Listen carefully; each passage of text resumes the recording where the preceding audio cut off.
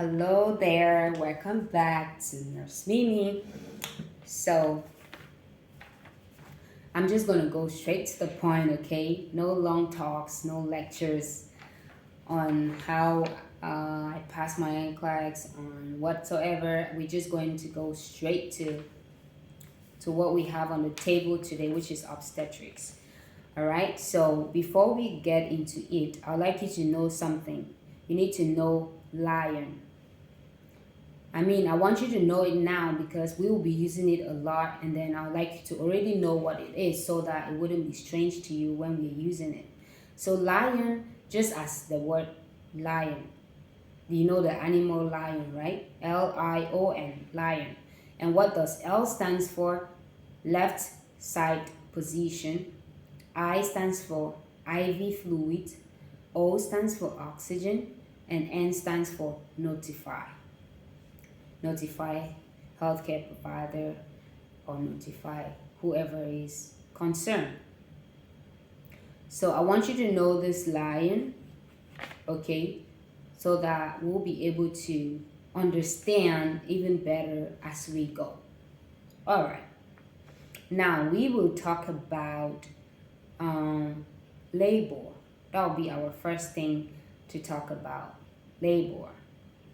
Okay, and the first thing that you should know about labor is that when a woman is in labor, the very first stage of labor that has 3 phases, okay? Your main focus in the first stage of labor, which has those 3 phases, is fetal heart monitoring. It's very important in the first stage of labor, okay? The fetal heart monitoring. Now, let's talk about some fetal monitoring patterns that you might find when you do that. You might find a low fetal heart rate, which is less than 110. Okay, the normal fetal heart rate is what? 110 to 160. So you might find a low fetal heart rate, which will be a less than 110 heart rate. And this is not a good thing. If you find this kind of heart rate, you know that this child is not very well and you need to do lion. You see, now we're using lion, which stands for what? Left side position, IV fluids, oxygen, and notify. So if you find a less than 110 heart rate, do lion, because this patient, this is not a good sign. So you have to do lion. So some people might be asking, who do you do lion? Of course, the mother. You should place her on a left side lying position. You should give IV fluids, you should give oxygen, and you should notify the healthcare provider. Another kind of heart rate you might find, or a fetal monitoring pattern that you might find, is a high fetal heart rate, which is greater than 160. If you see this, do not panic. It might be due to maternal hyperthermia. Just like monitor the temperature of the mom. Maybe the mother has a fever, so nothing is actually wrong with this high fetal heart rate of greater than 160. It just means that maybe the mom has a fever, so you don't need to do lion in this case. And you will find a low baseline variability. Interesting stuff. This is another fetal monitoring pattern that you commonly see in the first stage of labor. You will find what? A low baseline variability. It's a bad thing. And what is this thing? It means the fetal heart rate stays the same. It doesn't change. It doesn't change, which is not good at all. The fetal heart rate shouldn't stay the same. It should be changing. It should be variable. It shouldn't stay the same. So a low baseline variability means that the fetal heart rate is the same. It stays the same. Okay, whether the woman is in this position, in that position, it stays the same. That's not a good sign. You have to do what? Lion. All right, and then you have another one, which is a high baseline variability, which means the heart rate is always changing, which is good. As far as it's always changing and is within the limit of 110 to 160, but always changing, it's good. That tells you that this child is active and you don't need to do lying. Another future monitoring pattern you see is early decelerations. Early decelerations. Just from the word early, it means at the beginning. Early could stand for at the beginning, right? So it means that at the beginning of a contraction, the fetal heart rate slows down. So a contraction is about to start, or the contraction has started, and at the beginning of this contraction, the fetal heart rate slows down, but then picks up as the contraction goes on. Okay, so that's called an early deceleration, and it is absolutely normal. Why is it normal? You know, during a contraction, what happens is the God help me. The cord, okay, is kind of like compressed. So supply has been cut off from this child. Okay, so it's like this: supply cut off, and then heart rate slows down at the beginning of the contraction, which is the cutoff of the supply. So the contraction is about to start, and then cuts off supply from the child, and then this child's heart rate slows down a little bit at the beginning of that contraction, but picks back to its normal levels as the contraction progresses, which is of course normal. So you don't need to do lying. I don't know if you understood like the reason why it slows down at the beginning of the contraction. Like I said, when a contraction is happening, the cord is compressed and there is no supply going to this child. Okay, so that one is normal. You don't need to do lying. And the other one is late deceleration, from the word late. What do you understand by the word late? At the end. So now the fetal heart rate slows down at the end or towards the end of a contraction. It is bad. Of course, if I was compressed at the beginning of a contraction, and then the contraction, as the contraction goes, the fetal heart rate goes back to normal, or it's no longer slowed, and now at the end of a contraction, which means this closure is beginning to open for me to get supply again, but I'm instead suffering at that time. What does that mean? There is a problem.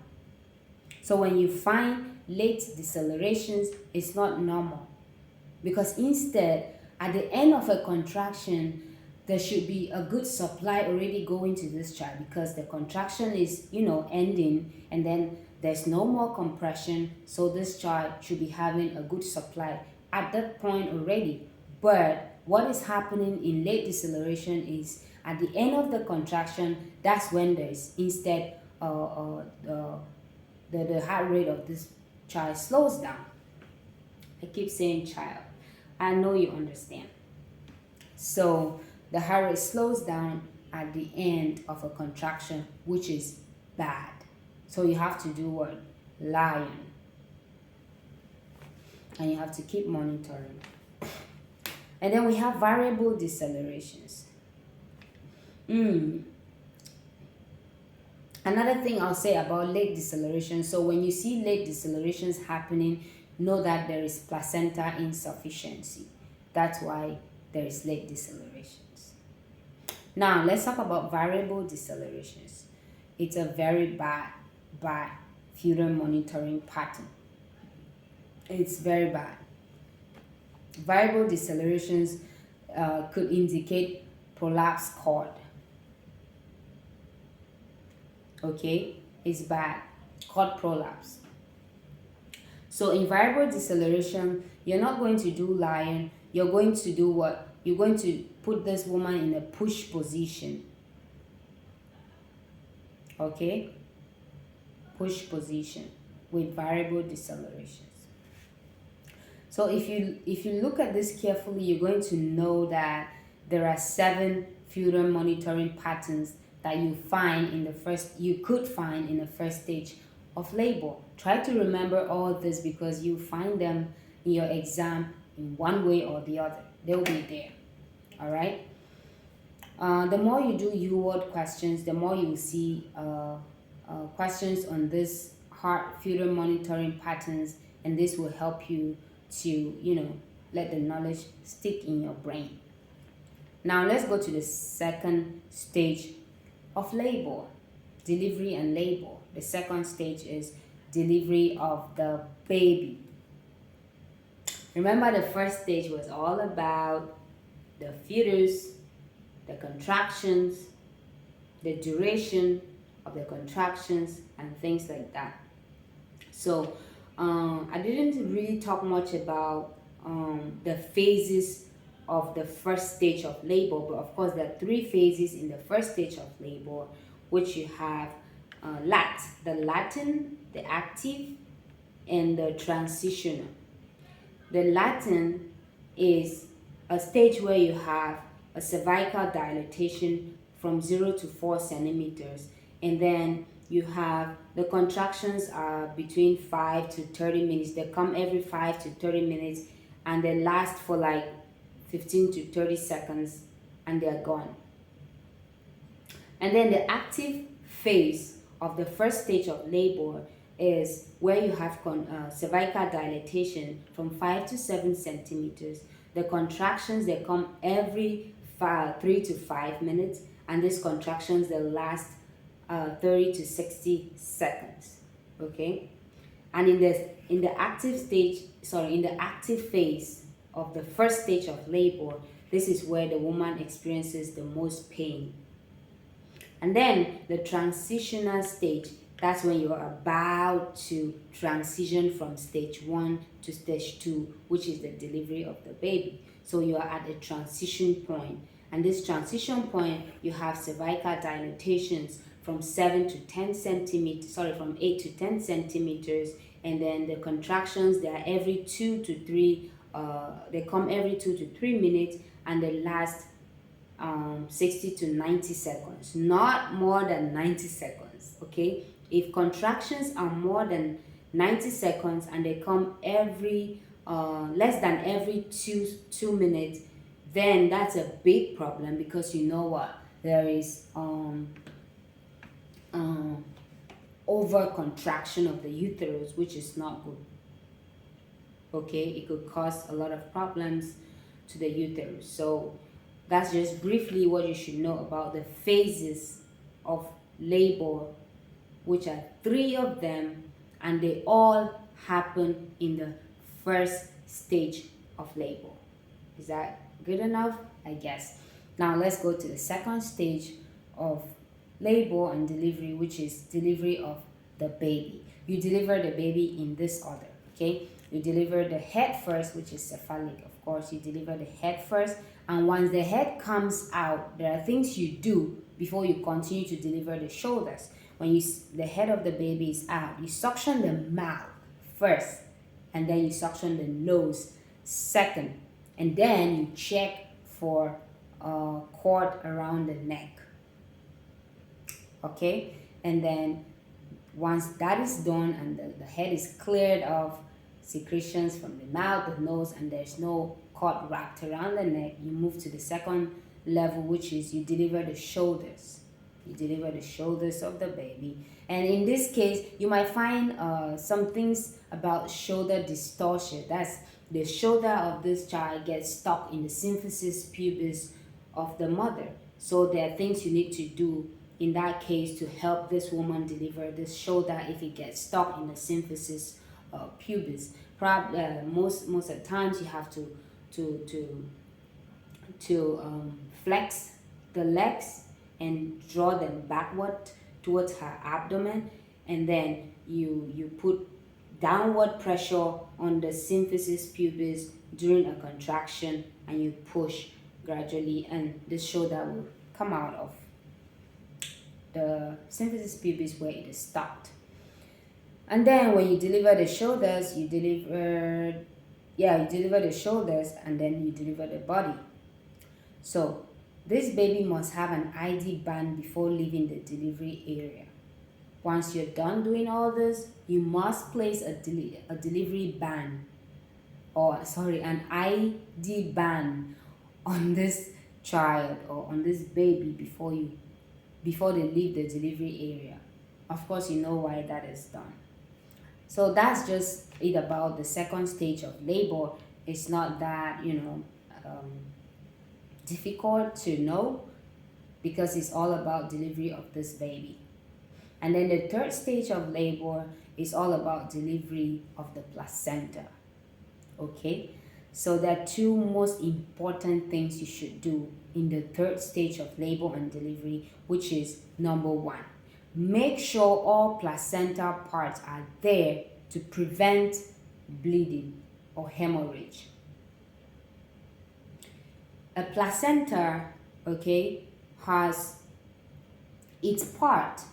Once it's delivered, you should be able to examine the placenta and see that it came out in whole and all its parts are present, and there is no risk of bleeding because you didn't leave any leftovers of the placenta in the uterus, in the endometrium. Nothing was left. So you need to examine the placenta. Don't just take it out and then, no, examine it, which is the first thing you do in the third stage of labor. When the placenta comes out, examine it. The second most important thing you should do is use the AVA. That's AVA stands for 2 arteries in 1 vein. AVA as in AVA. Okay, there should be 3 blood vessels that supplies the cord. 3 blood vessels on the cord. There are 3. 2 arteries, 1 vein. When you remove it, make sure you find 2 arteries and 1 vein. And if you do not find these 3 blood vessels, you should begin to think that there is definitely going to be a problem. Let's say you have just 1 artery and 1 vessel, and 1 vein. Whenever you look at the placenta after it's being delivered, you should begin to think, oh, there might be some malformations with this baby already, because there should be 3. So those are the 2 things you look at when you deliver the placenta. Check that all placenta parts are intact, and check that you have 2 arteries and 1 vein. We move over to the 4th stage of labor, which is the recovery stage. That's the first 2 hours after delivery of the placenta. Remember, it's not yet postpartum. It's the 4th stage, which is recovery, and it's usually 2 hours after delivery of the placenta. There are 4 things you should do in this stage. Okay. Every 15 minutes, okay, in the 4th stage of labor, you should monitor vital signs. Every 15 minutes. That's 4 times an hour, which is every 15 minutes you should be able to monitor vital signs. You're trying to rule out shock. All right, so you monitor vital signs. Look out for the blood pressure if it's low. Look out for respiratory rate if it's high. Look for cold and clammy skin. So you do this every 15 minutes in the first hour after delivery of the placenta. The second thing you do every 15 minutes is you check fundal height. Sorry, not fundal height. You check the fundus. You massage the fundus if it's boggy, but if it's displaced, you catheterize. If it's displaced, that means the bladder is full, which is displacing the uterus. Remember, if you look at anatomy, you see that the bladder is sandwiched between the rectum and the uterus. So if the bladder is full, which means if there's urine in the bladder that's making it full, it will easily displace your uterus because it's closer to your uterus anatomically.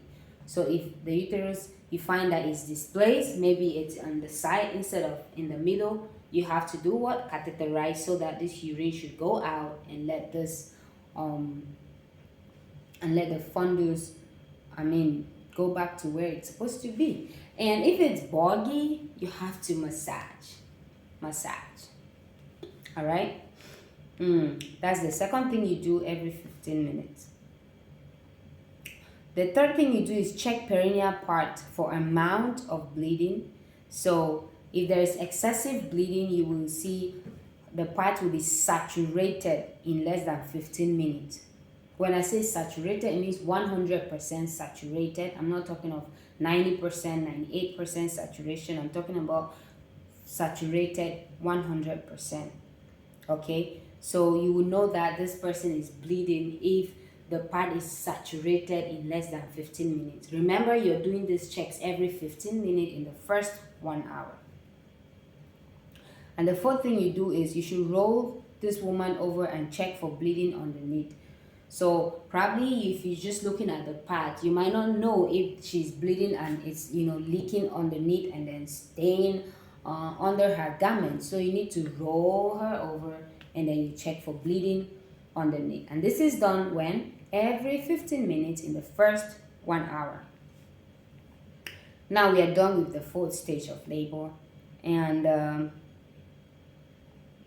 we go to postpartum, which is done every 4 to 8 hours depending on if this patient is stable or not. Okay. So in postpartum, you look at bubble head. Bubble head. B stands for breast. U stands for uterine fundus, which I just explained. It's very important. You look at how firm it is, midline, the height related to belly button. You look at that.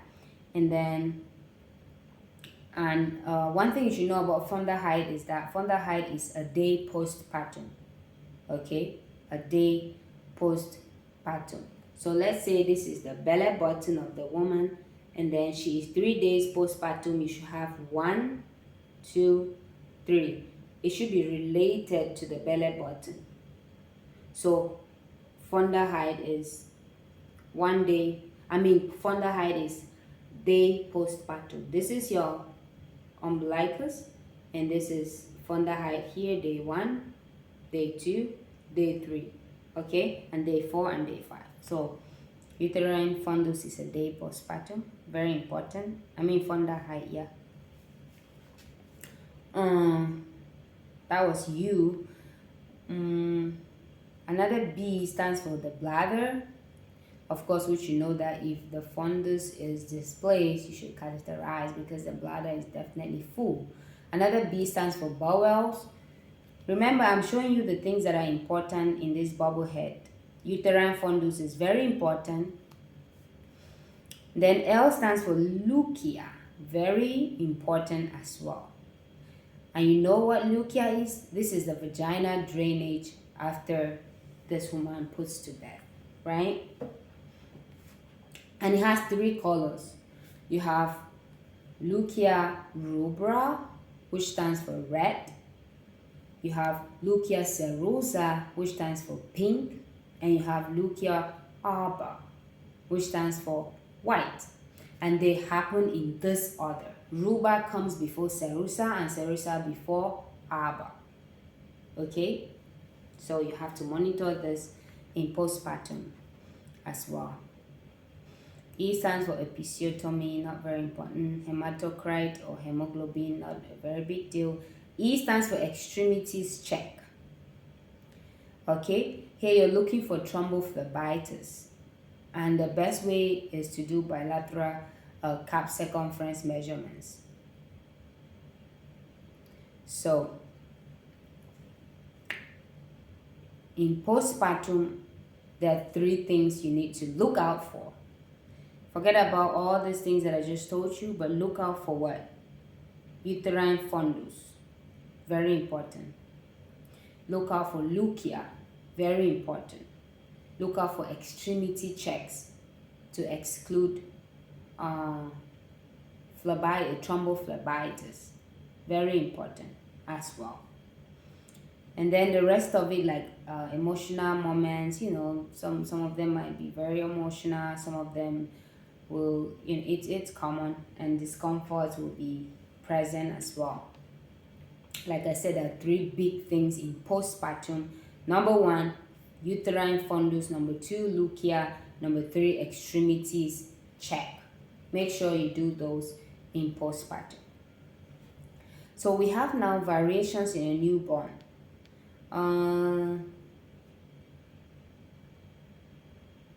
Under this you have cephalohematoma versus caput succedaneum. Here you need to look at which one crosses the suture line and which one doesn't cross the suture lines. And normal physiologic jaundice and pathologic jaundice. These are some variations you find in newborn. You could find jaundice in newborn. Okay, there is pathologic and there is physiologic. Pathologic jaundice means this child is born with this, so it happens within the first 24 hours of birth. That's pathologic. Physiologic jaundice is now after the first 24 hours of birth. That's when you can call it physiologic jaundice. And remember, jaundice is the one you see on the body. If this is affecting the brain, it's no longer going to be called jaundice, it's going to be called connectors, which means it is gone, bilirubin has gone to the brain. Remember, jaundice is bilirubin in the skin, and connectors means bilirubin in the brain. This is dangerous.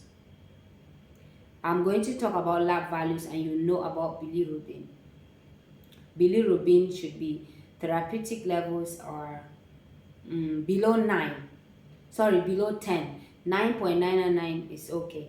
Once it hits 10 to 12, it might be managed with sunlight at home, but it should, once it reaches 14, most physicians always, most healthcare providers always hospitalize, because once it hits 19-20, it's getting into the brain, causing the opisthotonus. You start seeing the child exhibiting the opisthotonus position and all that. So yeah, you have to look out for that too as a variation in newborn. I'm still going to talk more about this when I do other videos. Let's go to OB/GYN medications. There are 6 different ways. There are 6 different medications, but you have to know them using 3 techniques. Okay, you have to know the number 1, which are your tocolytics. Tocolytics stop labor, so it stops labor. Okay, the number 1 under this is the butylene, and magnesium sulfate is the number 2. You can give this to stop labor. You have to know that magnesium sulfate also can be given when the patient is having preeclampsia and eclampsia in a term pregnancy. At that point, it's not for it to stop labor, it's for it to control seizure activities when it's given in a term pregnancy. But usually tocolytics like terbutaline are given when there is like threatened abortion, when the uterus is contracting, when it's not yet time for it to do so. You can give the woman terbutaline to slow down and stop these uterine contractions. So you can give it when there's threatened abortion and stuff like that. But terbutaline causes maternal tachycardia. It stops labor, but it causes maternal tachycardia. Just so you know. And then magnesium sulfate, there are some things that they will test you on when it comes to magnesium sulfate. And these things are, if you give excess of magnesium sulfate, not remember because we haven't talked about it, but when we talk about electrolytes, you will understand that most electrolytes do the opposite of the prefix. When you see hypermagnesemia, the word hyper is the prefix, which shows that there's excess, right? So hypermagnesemia would do the opposite. So when someone has hypermagnesium, please understand me, a lot of it in the system, every system is going to be going down. If this person has hypomagnesemia, the system is going to be going up. When I say down and up, I mean, when I say down with hypermagnesemia, this person will have a low heart rate, low BP, low reflexes, low, and everything will low. Respirations low, level of consciousness low. That's just what it means when you say someone is going down. Yeah. So that's a problem with magnesium. When you give it in excess, it will cause this patient to go down, sorry, the client to go down. So they will always test your knowledge on respiratory rate and reflexes, because you need to know what happens to reflexes and respiratory rate when someone is in there is hypermagnesium or magnesemia. Reflexes of 2 plus are of course normal, but if you find reflexes of 1 plus and respiratory rates below 12, you should hold your magnesium, or you shouldn't give it at all. Because what would it do? It will further slow down this person, and what will happen? They will die. So yeah. And respirations above 12, of course, and 2 plus reflexes, you can give your magnesium. So respirations of 11, reflexes of 1 plus, it's not safe at the time. Okay, so the second class is oxytocics. Remember, the first class was thrombolytics. Now the second class is oxytocics. Under oxytocics, you have to know that they stimulate labor. Okay, oxytocics do what? They stimulate labor. So what is an example of an oxytocic? Of course, oxytocin. You have potassium. And one thing you should know is that there's another one, methergine. Methergine helps contract the uterus, but it causes high blood pressure because it also contracts blood vessels. Blood vessels. So methergine is an oxytocic, but it has a problem, which is it causes maternal high blood pressure. So before you give this medication, make sure the blood pressure is not high, so that it wouldn't further cause it to go high, right? Then let's go to future long maturing drugs. So I told you there are 6 drugs, and you can know them in 3 categories: thrombolytics, which we talked about, terbutaline and magnesium sulfate; oxytocics, which we talked about potassium. We talked about oxytocin and methergine. And you have to know that methergine, even though it stimulates labor, but it can increase the maternal blood pressure. And then the third category is future long maturity drugs. You have 2 drugs. Betamethasone, it's a steroid. So you can give it from 34, they can give it from 34 weeks. But if there is threatened, if they usually see that there will be labor and delivery before term, they could give it earlier, but usually at 34 weeks they start to give betamethasone. It is given through the mother, okay, IM, through the mother, and is given before this baby is born. They can give and repeat the doses.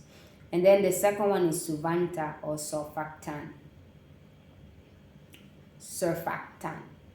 So this is given to the neonate or the baby. It's given transtracheally. It's blown into the trachea, and it's given after the baby is born. All right. So that's all about OB medications. And there's something about Humulin 7030. Humulin 7030. You should be familiar with how to mix insulins. There is R and there is N. Okay, N is the 70% and R is the 30%. They might give you like a question which says 50 units of a 70-30 Humulin. How many units would N be and how many units would R be? Things like that. So knowing that N is the 70% and R is the 30%, you can easily calculate to know how many units of each you can give. And N and R are the only insulins that you can mix. N stands for the what's the name again? And R is the regular insulin. You can mix it with NPH. You can mix those together, and there's a way you mix them. So if you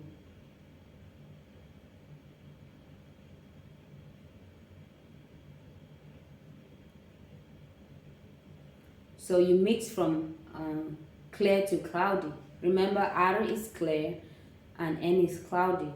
R can be given through IV drips, which is what you give with normal saline and regular insulin for people who have, like, let's say, hyperkalemia or hyperkalemia. You give this regular insulin because it can be given through IV route. Okay, and it's the only insulin that can be given through an IV route. So because it's clear also. So as I said earlier, you can mix R and N together, but how do you do that? You first of all inject air into N, inject air into R, draw up R, and then draw up N. And then you can administer together.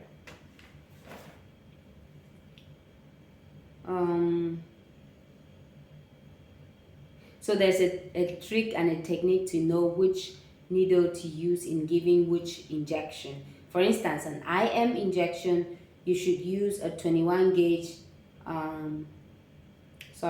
did I say? A 21 gauge and a 1-inch needle. Why is that? Because IM stands for what? Intramuscular.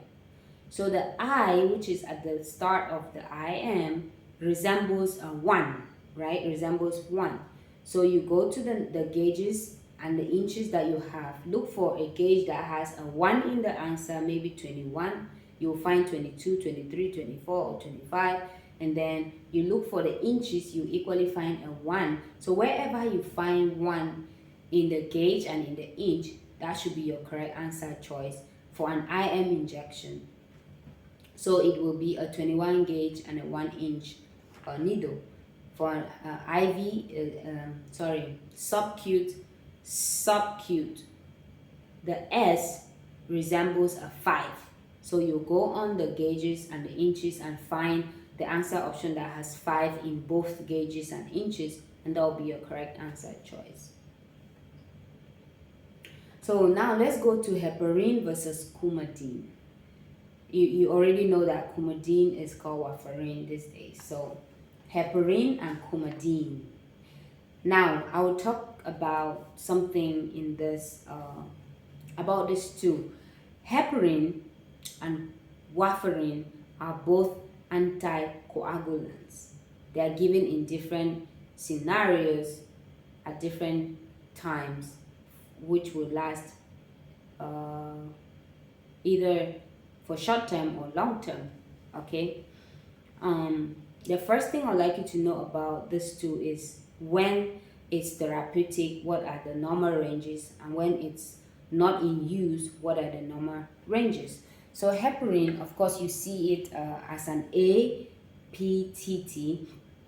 Okay, when heparin is not in use, the normal APTT is 25 to 35. But when heparin is in use, the therapeutic levels, therapeutic level for heparin when heparin is not in use is 25 to 35. Therapeutic level for heparin when it's in use is 46 to 70. Okay? Now, warfarin, you see it as PT or INR. Therapeutic ranges for warfarin when it's not in use is 0.75 to 1.25. But when it's in use, its therapeutic level should be 2 to 3. It could go up to 3.5 in someone who has heart valves, mechanical heart valves. All right. So those are the first things I want you to know about these two anticoagulants before I tell you the rest about them. Heparin can be given IV or subcut, but warfarin is only PO. Heparin works immediately, but warfarin takes a few days to a week to work. It takes longer. It doesn't work immediately, which is why usually they'll place this patient on heparin first, okay, and then they'll introduce warfarin and give them together simultaneously until they wean this person off of heparin and this person continues on warfarin. People who have mechanical heart valves replaced, they'll have to be on a lifelong warfarin therapy for the rest of their lives. So that's why we say warfarin, you can take it forever, but heparin, it can be given for not longer than 3 weeks, except for Lovanox. Lovanox can be given for longer than 3 weeks. Another thing you should know about heparin is the antidote for heparin should be protamine sulfate. Antidote for warfarin is, of course, vitamin K. The lab test to monitor heparin, I already said it, is PTT. The lab test to monitor warfarin is PT, which is also known as INR. An interesting thing, heparin can be given to pregnant women, but warfarin should never be given to pregnant women because it crosses the placenta barrier and it can cause terrible hemorrhage in the neonate. Okay, intracranial bleeding, everything. It shouldn't be given to pregnant women. Warfarin, do not give it to pregnant women.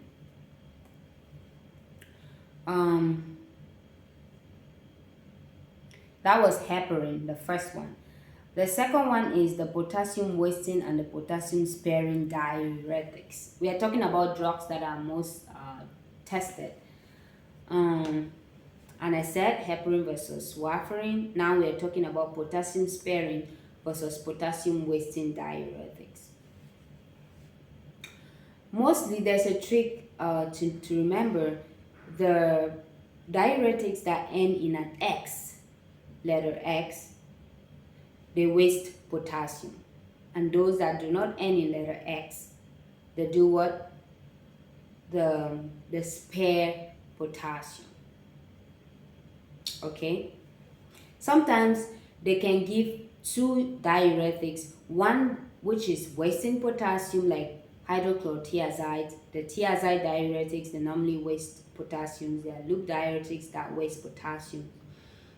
And they could also give another diuretic that doesn't waste potassium, which should be for the purpose of saving potassium. So if you find a diuretic that ends in an X, it means it wastes potassium, excess potassium, wastes potassium.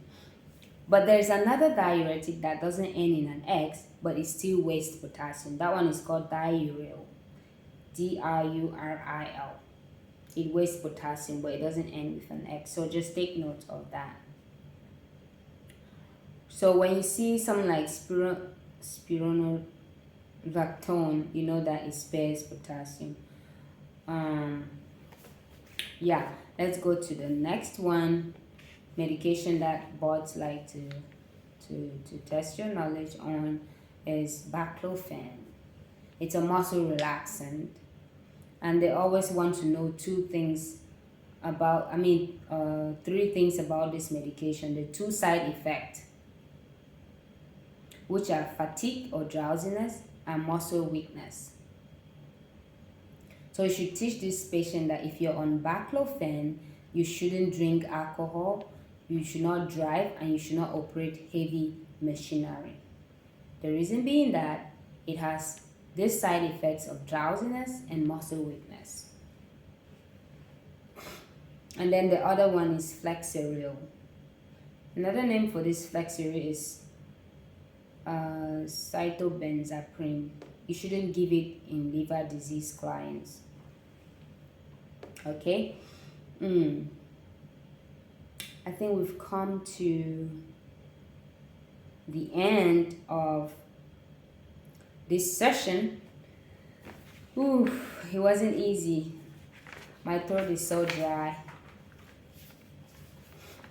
We've come to the end of this session, which is our second session, and we're going to be going into the third session, which is about maternity and obstetrics.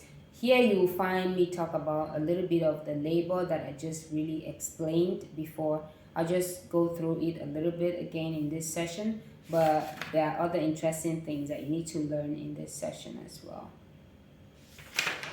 which we will not be doing in this video. So I'll just give you the headlines so that you know how to calculate due date in this video.